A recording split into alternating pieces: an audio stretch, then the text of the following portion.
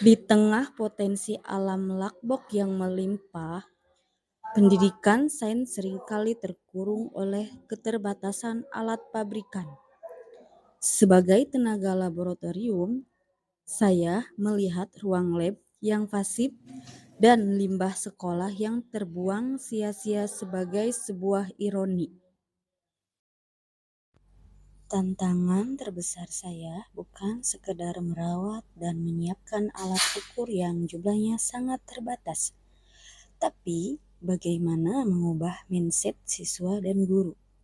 Bagaimana caranya ruang laboratorium ini bisa menjadi tempat yang hidup, tempat di mana anak-anak berani menciptakan solusi dari barang bekas di sekitar mereka.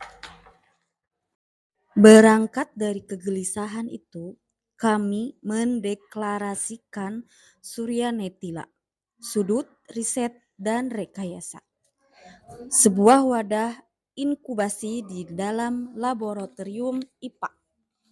Di sini, siswa diajak menggunakan metode STEM untuk mengubah sampah dan keterbatasan menjadi mahakarya. Dulu, kami cuma tahu bahwa lab itu hanya tempat untuk melihat guru-guru memperhatikan teori. Tetapi, berkat bimbingan dari Bu Eka di Suryanetila, kami bisa membuat biobriket dan tempat sampah otomatis sendiri. Ternyata, sains bisa direkayasa sendiri dengan langsung loh.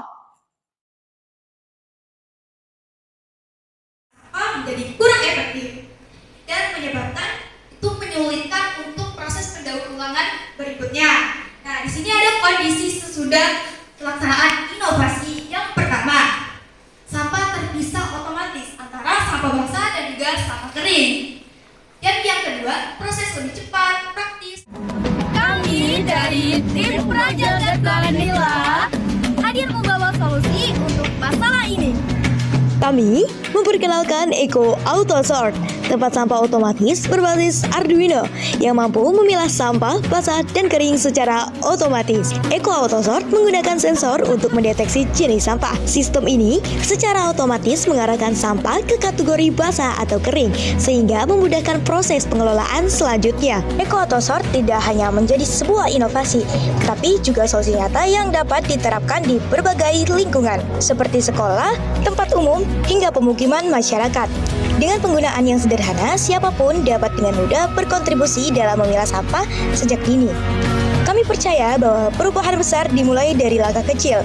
Melalui inovasi ini, kami ingin menanamkan kebiasaan peduli lingkungan, meningkatkan kesadaran akan pentingnya pengelolaan sampah, serta mendorong terciptanya budaya hidup bersih dan berkelanjutan di tengah masyarakat. Lalu membersihkannya dan mengeringkan limbah tersebut. Dilanjut dengan proses pembuatan briket melalui penghalusan bahan, pencampuran, lalu pencetakan briket, lalu dikeringkan. Setelah itu dilakukan pengujian kualitas briket.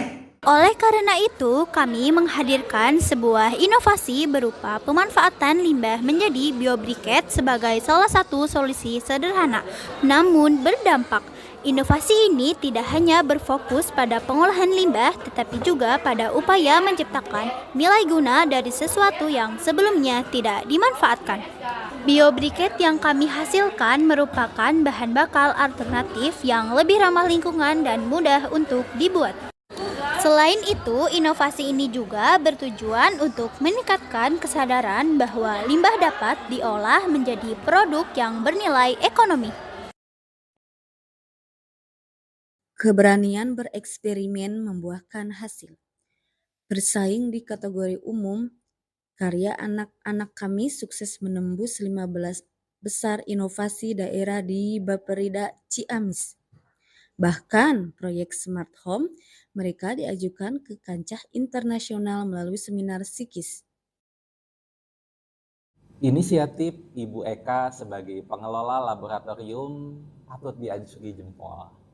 Beliau tidak hanya menata alat, tetapi juga menata ekosistem.